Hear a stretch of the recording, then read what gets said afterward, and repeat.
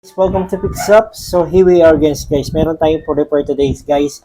Isang GPD G1 graphics card expansion docks. Okay guys. Isa tong AMD Radeon RX 7600 XT.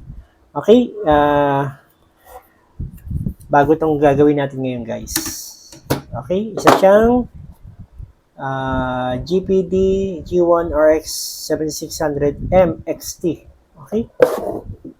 Expansion dock to guys sa mga hindi pa nakaka-meet nitong ating graphics card expansion docks. Ang complaint ng customer natin dito guys ay hindi daw siya nagpa-power on. Okay? Try natin buksan muna guys. Bukas na pala ito. Meron na ritong natanggal na stopper. Okay? Ang mga kailangan natin ngayon guys.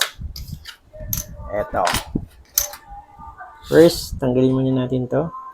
Ay, parang wala na yung pandikit niya. Ito kasi yung screw niya, dapat natatanggal yan. Pero parang, okay. Yan, dapat nagaganyan lang yan.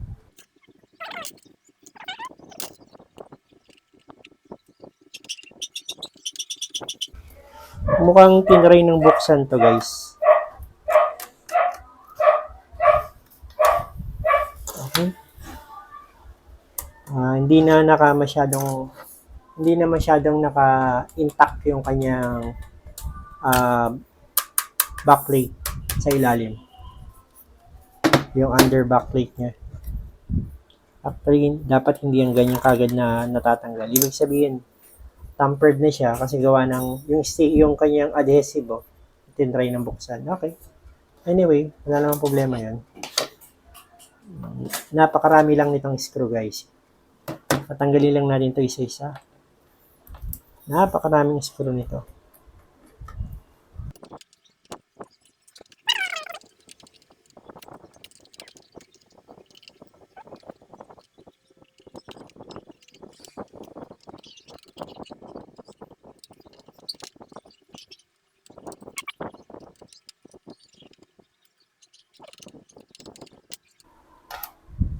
Ito kahit huwag muna natin tanggalin itong 4 na screw dahil yan connected sa ating GPU chip.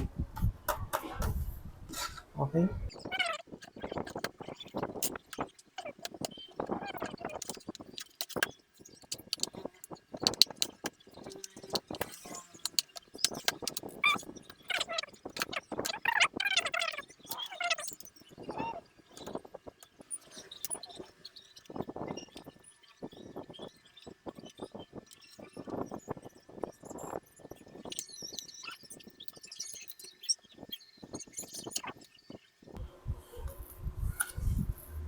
Ingat lang tayo sa paghawak dito guys kasi baka may ground. Mag-gloves lang tayo. Kasi meron yung capacitor. Okay guys. Nag-gloves tayo. Ingat tayo rito kasi may capacitor to at 220 ang kanyang main rails then going to the AC in DC. Yun, nagiging DC na siya.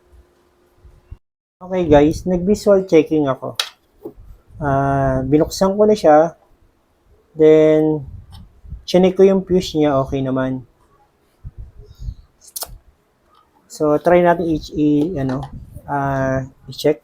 Ang ginawa ko guys, hinot air ko lang siya. At tinry ko lang initan muna. Tignan muna natin. Kasi wala akong nakitang problem guys eh. Nag-isolate ako. So, plug ko lang guys. Ingat lang tayo ha. Plug ko lang sa 220. Okay, naka 220 na po yan. Ingat lang tayo kasi dito po ay sa side na to ay 220 going to the DC.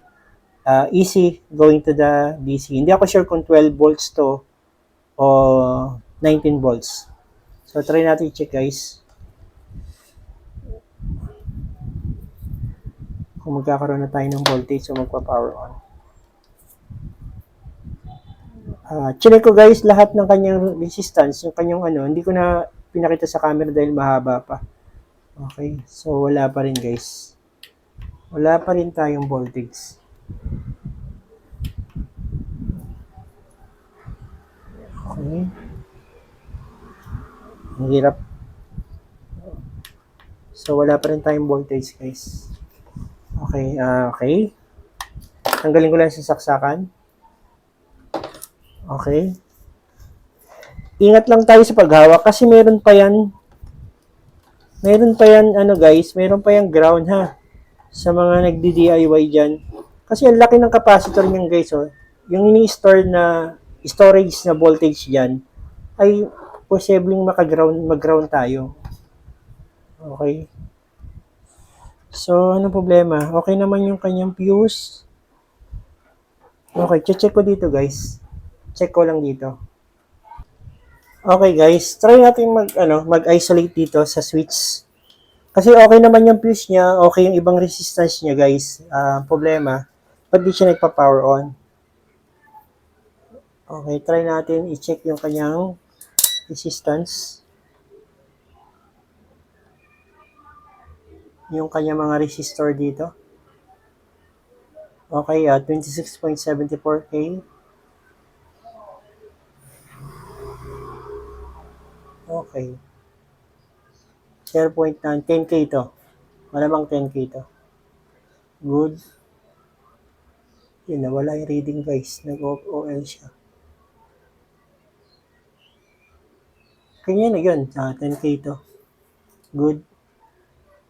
Ito 107. 104.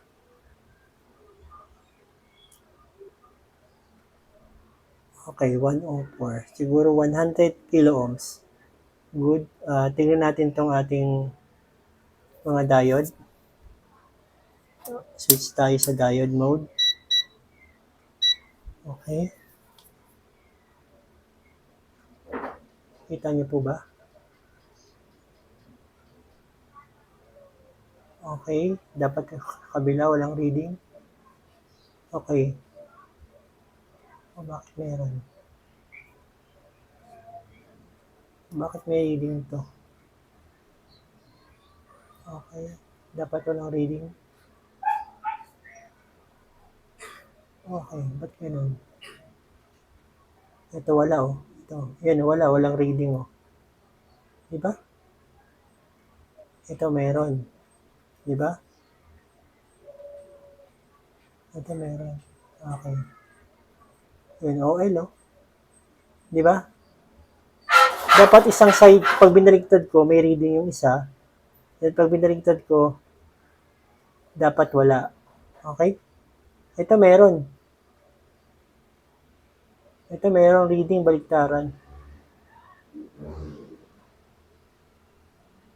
Diba? Palitan natin to guys. Baka yan yung problema natin. Okay? Palitan ko lang to ha. Tanggalin ko muna.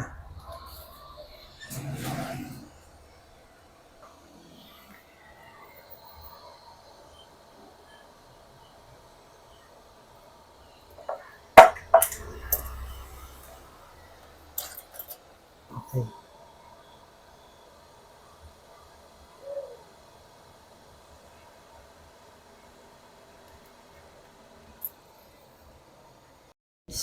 Napalitan na natin yung kanyang diode dito. Hoping na sana ay okay na siya. Okay, try natin. Okay.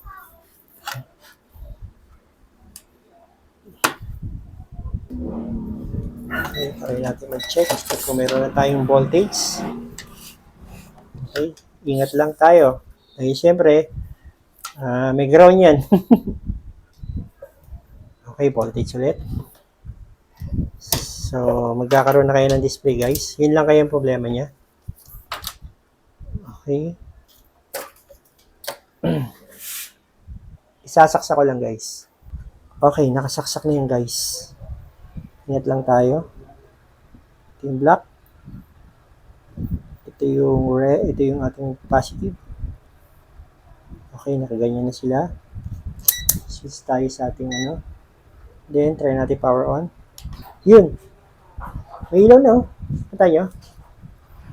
Yun, may ilaw na siya. Yun, may 220 volts na tayo guys. Ang problema niya, yung papunta sa switch na diode, nag-open line na siya. Oh, may 20 volts na tayo. DC yan. May DC na tayo. Power off. Okay. Then makikita rin natin, meron na tayong, baka maputol yung wire. Tingnan natin. Meron na tayong light indicators. Okay, good. Assembly lang natin, guys.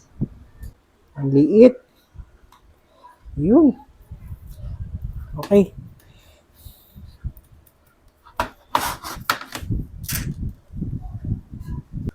Try pa nga natin i-test isa bago natin isarado. Tingnan natin kung magpa-power on na siya. Okay, sasaksak ko lang, guys. Okay, nakasaksak na yan. Try natin mag-power on. So, ayaw na naman. So, ayaw. Try natin ulit check. May isa pa tayong problema. Kasi once na nakasalpak yung ating power management, ito, dito sa ating board, hindi siya nagpa-power on. So, akala ko ang problema lang natin itong ating power management. Okay, na-resume na natin yung power niya. So, what next? Ito na tayo. So, tanggalin na lang natin to.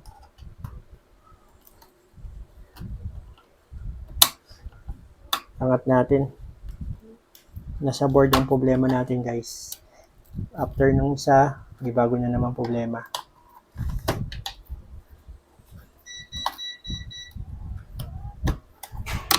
Ang hirap pa naman tanggalin ito.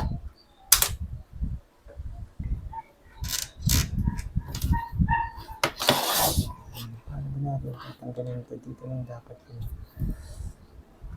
Dapat yung maangat na ito.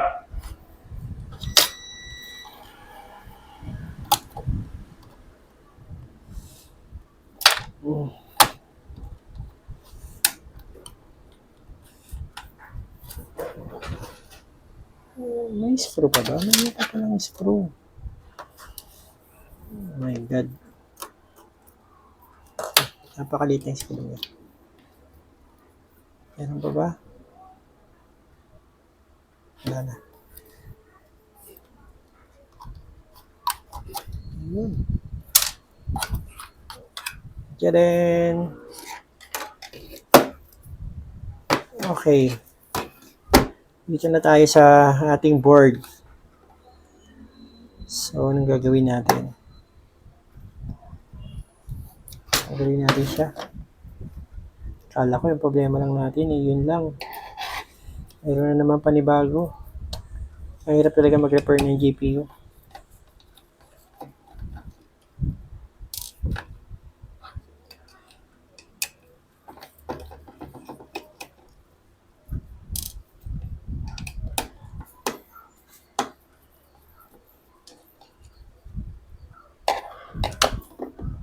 Okay.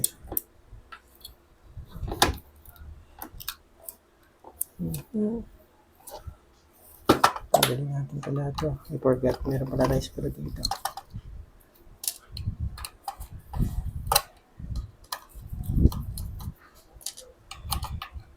Malamang to yun yung thermal paste nito. O thermal pad. Sa bagay, bago lang naman ito. Model 2022. Lumabas ang GPD, G1. Tama ba? Ito yun na. Opya.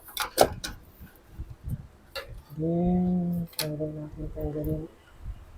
Ito. Ano na lang ito? Okay. Sira ba? Hindi naman. Okay. Good pa rin. Napakaliit. Okay. Ibig sabihin may ground siya. Meron tayong shorted dito kasi hindi pumapasok yung ating 20 volts. 20 volts, tama ba yung operating system niya? Yung pinaka main power rails niya. Try natin mag-test. Voltage tayo. Dito muna tayo. Dito kasi yung problema natin. Paano ba yung dito yung positive, dito yung negative. Tama ba? So, dito. Here. Tignan natin kung magkakaroon tayo ng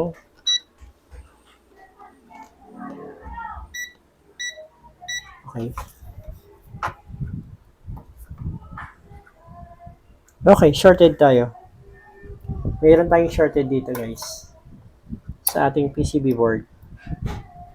Okay? Ayan. Shorted. Direct shorted. So, ano yung problema natin dito? Capacitor, MOSFET, what else? Ano pa? Memory? Pwede rin. So, anong problema natin? Ba't di nagpa-power on? Try ko lang linisan yung mga port niya kasi baka mamaya dito nagagaling. Minsan kasi nagkakos din ng shorted to. Pero mukhang wala na mali. Sanin ko lang. Okay.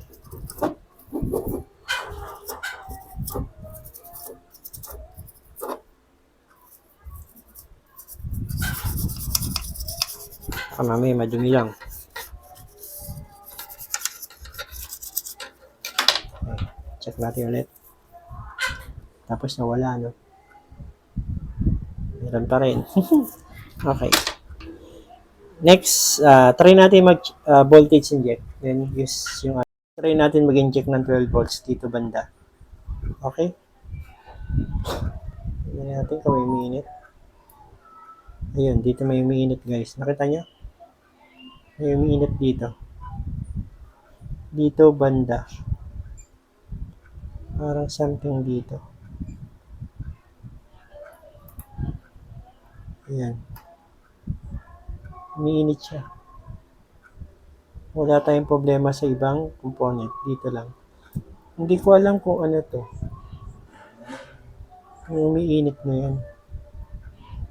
Hindi ko mahawakan. Try kong yan. Post ko lang. Okay, try natin kabitan nito.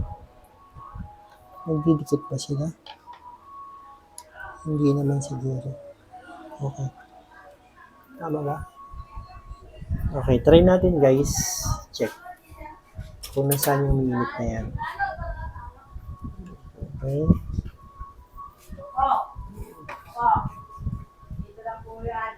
Power on. Ito. Ito. Ito. Ito yung mainit.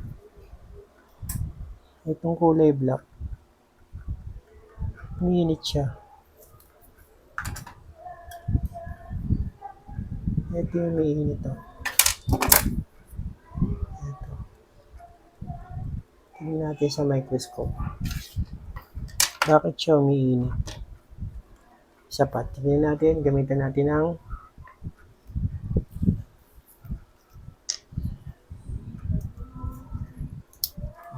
mas maliit para makita nyo. Tapos black ang gamitin natin. Yan.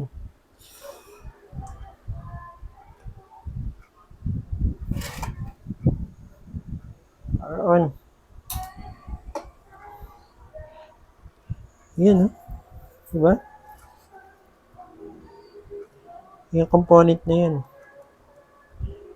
ang umiinit. Diode. Diode ba? Current resistor. Diba? Okay, try natin i-check na lang sa microscope. Isip ko guys kung tanggalin muna natin to. Tanggalin natin to kung mawawala yung shorted niya.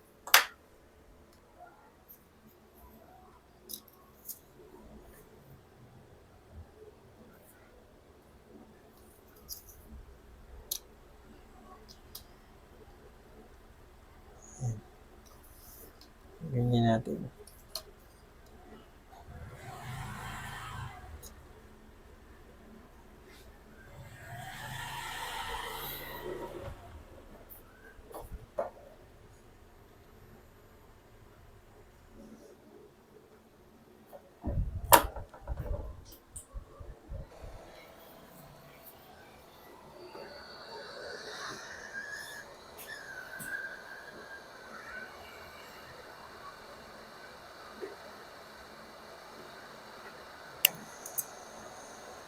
Ay!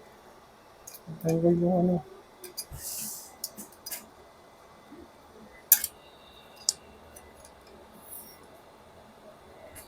Tanggal yung cover niya.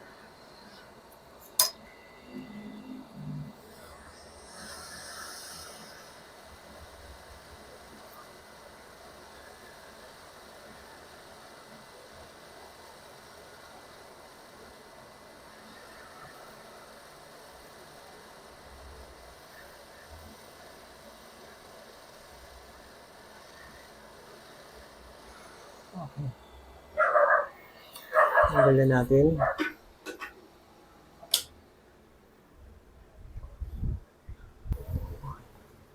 Try natin guys kung meron pa tayong shorted.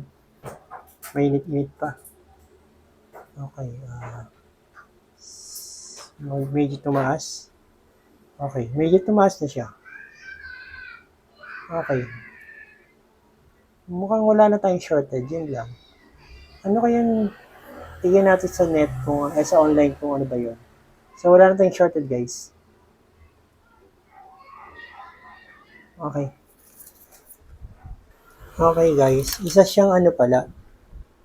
Isa siyang ultra fast power rectifier o diode. Tama ba? Diode. Kasi parang diode din naman ang rectifier. Kasi diba, ideally suited for high voltage, high frequency rectification or as a freewheeling protection diode. Di ba? Protection diode in surface mounted application where compact size and weight is critical to the system. So, siya ang nagtatayo parang isang fuse niya. Actually, hindi fuse eh. Kasi yung fuse, dun dumadaan yung ating voltage. Sumatawid sa kabila. Ito naman, pag magkakaroon ng high voltage, sumobra yung voltage niya, siguro nag-over voltage siya or nag-under voltage, enable yung diode papunta dun sa shortage, dun sa negative. Yun, para maprotektahan niya yung PCB board at walang masira doon. Okay guys, nag-physical checking ako. May nakita ko pa ako dito isang problema. Ito. Yung capacitor, natanggal siya. Pero parang shorted siya, iba yung kulay niya eh. Ito. Hindi natin i-check.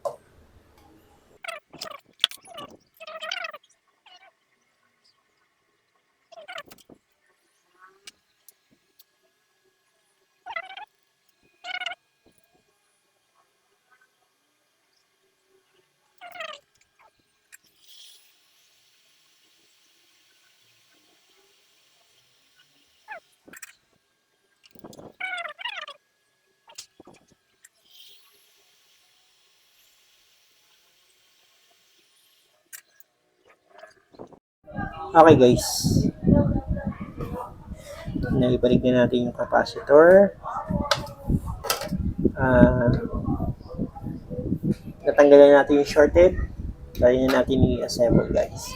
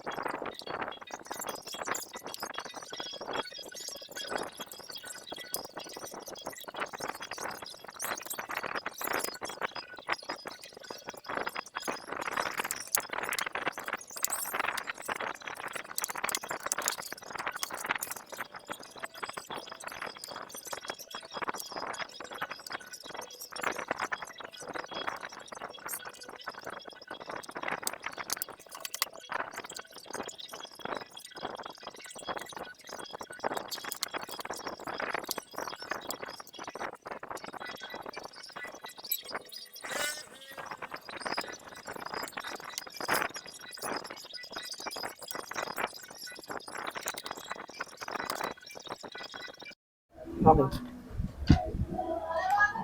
Tingnan natin.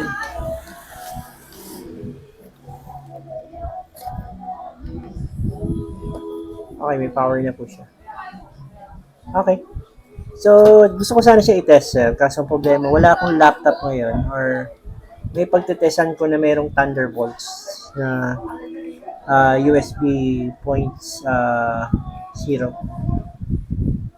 Pero okay na to. Nagpa-power na siya. Ito.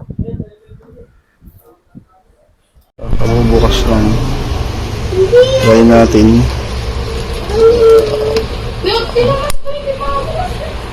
Alright.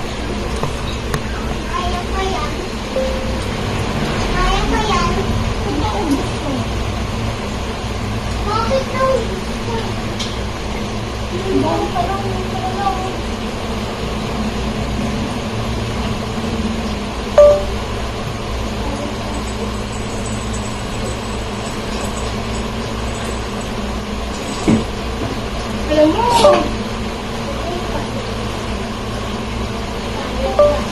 nakapin mo na para pala sa ulit yan. I-restart ko na to. Ayun! Gumana na po di siya. Thank you po. Marami. Ayan na po di siya nag-connect na. Thank you Sir Albert.